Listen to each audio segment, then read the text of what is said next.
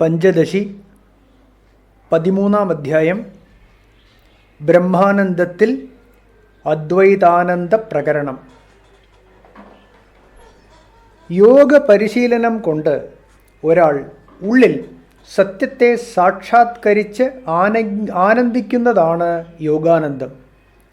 വിചാരം കൊണ്ട് ആത്മപ്രിയതമത്വം ബോധ്യമായി ഉള്ളിൽ ആത്മാനന്ദം കണ്ടെത്തുന്നതാണ് ആത്മാനന്ദമായി ചിത്രീകരിച്ചത്.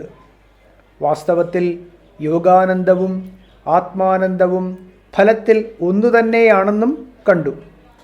എങ്കിലും ഒരാൾക്ക് ഇങ്ങനെ ഒരു സംശയം തോന്നാം.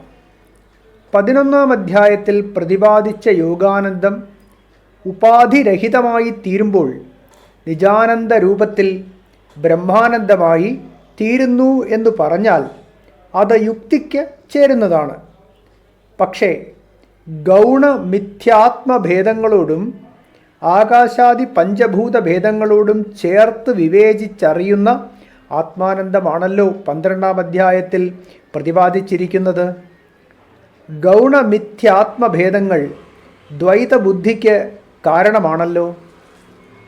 ദ്വൈതബുദ്ധി നിലവിലുള്ളപ്പോൾ ഉണ്ടാകുന്ന ആത്മാനന്ദം എങ്ങനെയാണ് അദ്വൈത ബ്രഹ്മാനന്ദമായി തീരുന്നത്?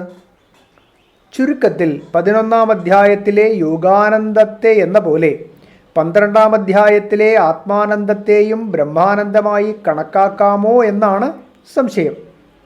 ബ്രഹ്മാനന്ദം, വിദ്യാനന്ദം, വിഷയാനന്ദം എന്ന് മൂന്നായിട്ടാണല്ലോ ആനന്ദത്തെ വേർതിരിച്ചത്. ഇതിൽ ആത്മാനന്ദവും യോഗാനന്ദവും എല്ലാം ബ്രഹ്മാനന്ദത്തിൻ്റെ വാക്കഭേദങ്ങളാണ്. ഇക്കാര്യം സംശയാതീതമായി ചർച്ച ചെയ്തുറപ്പിക്കുകയാണ് ഈ പ്രകരണത്തിൽ. ആനന്ദം ജഗത് കാരണം. ആനന്ദമാണ് ജഗത്തിൻ്റെ മുഴുവൻ കാരണം. ആകാശം മുതൽ വ്യക്തിദേഹം വരെയുള്ള ജഗത്ത് മുഴുവൻ ആനന്ദം തന്നെ. ആനന്ദത്തിൽ നിന്നും ഭിന്നമായ ഒരു ജഗത്ത് ഉണ്ടായിരിക്കുന്നേയില്ല.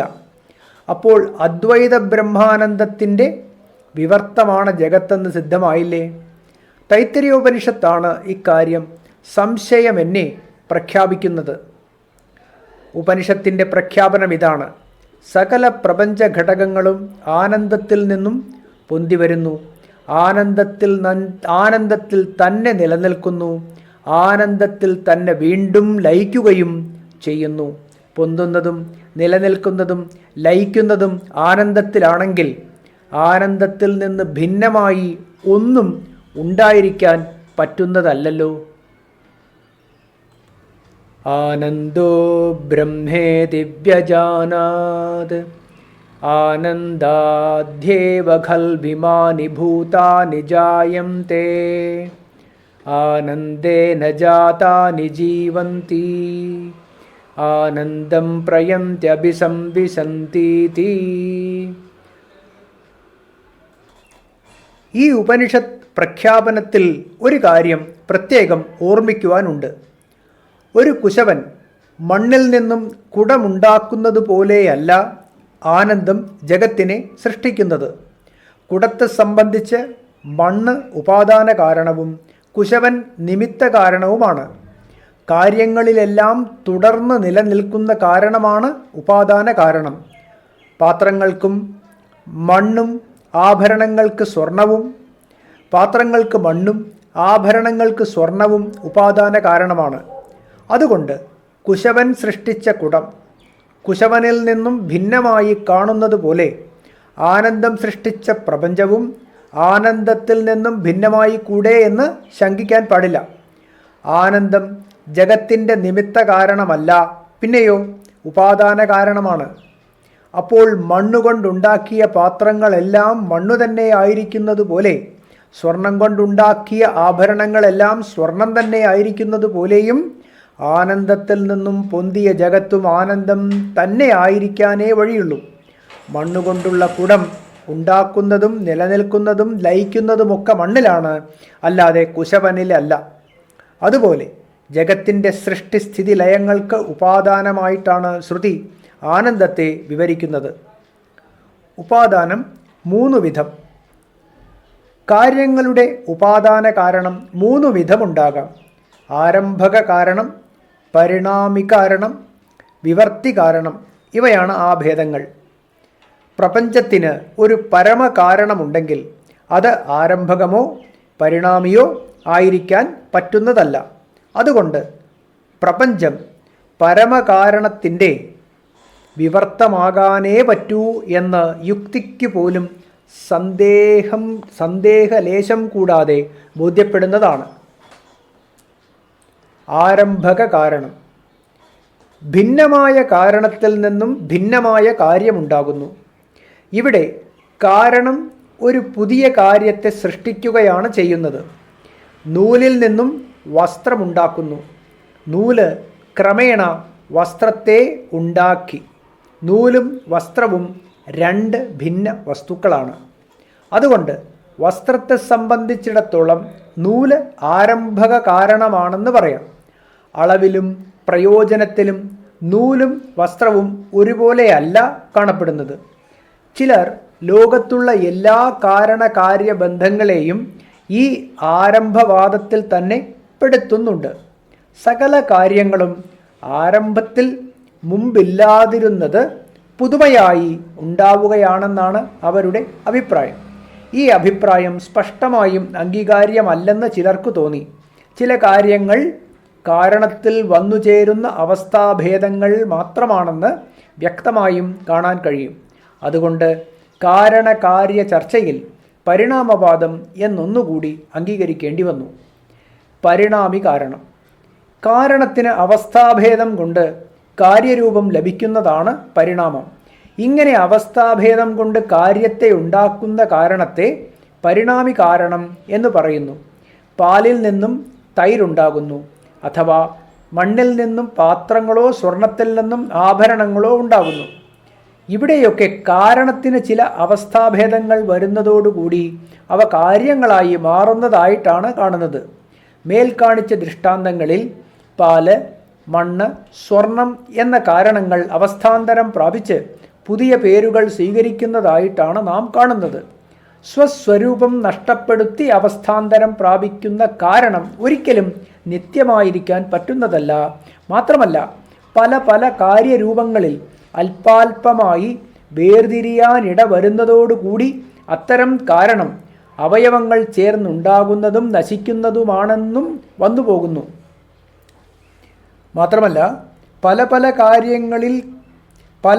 കാര്യരൂപങ്ങളിൽ അല്പാൽപമായി വേർതിരിയാനിടവരുന്നതോടുകൂടി അത്തരം കാരണം അവയവങ്ങൾ ചേർന്നുണ്ടാകുന്നതും നശിക്കുന്നതുമാണെന്നും വന്നുപോകുന്നു.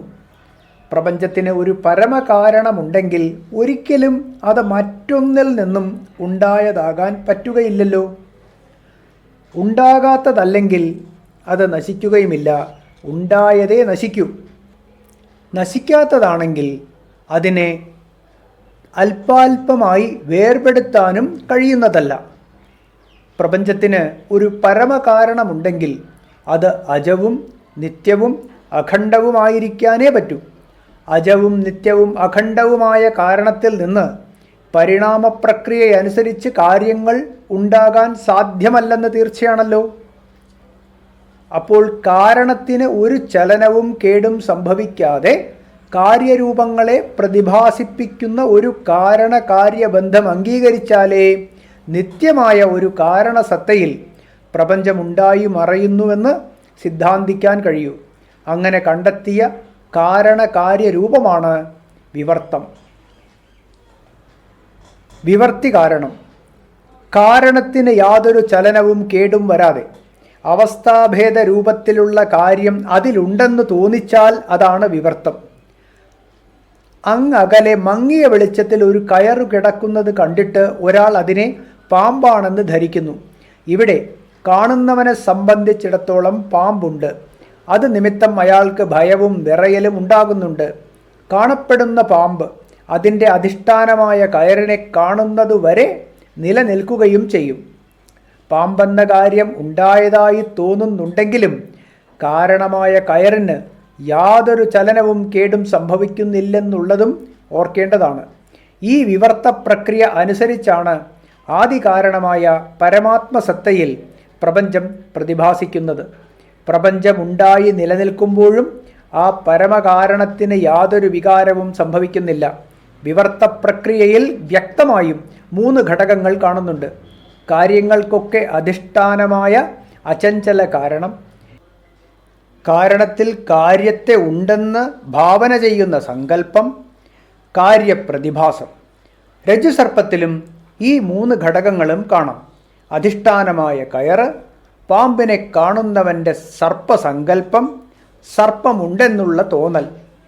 പ്രപഞ്ച പ്രതിഭാനത്തിലും വ്യക്തമായി ഈ 3 ഘടകങ്ങളും കാണാം. അധിഷ്ഠാനമായ ബ്രഹ്മസത്ത, കാണപ്പെടുന്ന പ്രപഞ്ചം, കാണുന്നവൻ്റെ സങ്കല്പം. സങ്കല്പമകന്നാൽ പ്രപഞ്ചം മറയും. അധിഷ്ഠാനമായ നിത്യസത്ത തെളിയുകയും ചെയ്യും. പ്രപഞ്ച പ്രതിഭാസത്തിൻ്റെയും സത്യസാക്ഷാത്കാരത്തിൻ്റെയും രഹസ്യം ഇത്രയേ ഉള്ളൂ. ഇനി അഖണ്ഡമായ ബ്രഹ്മ അധിഷ്ഠാനത്തിൽ പ്രപഞ്ചത്തെ കൽപ്പിക്കാനൊക്കുമോ എന്ന് ശങ്കിക്കാനില്ല.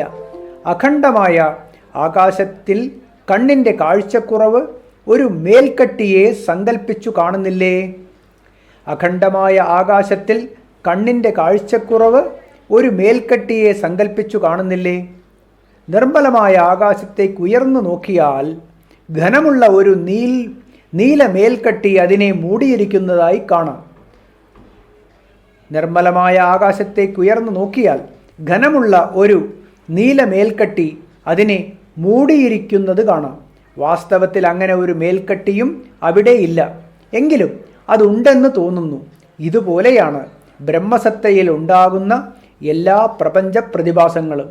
ആ പരമകാരണ സത്തയെ പൂർണ്ണമായി കാണാനുള്ള കഴിവില്ലായ്മ ഒന്നു മാത്രമാണ് പ്രപഞ്ച ഘടകങ്ങളെ ഉണ്ടെന്ന് തോന്നിക്കുന്നത്. ആനന്ദവിവർത്തം പ്രപഞ്ചം ഓഡിയോ ബുക്ക് തുടരുന്നതാണ്.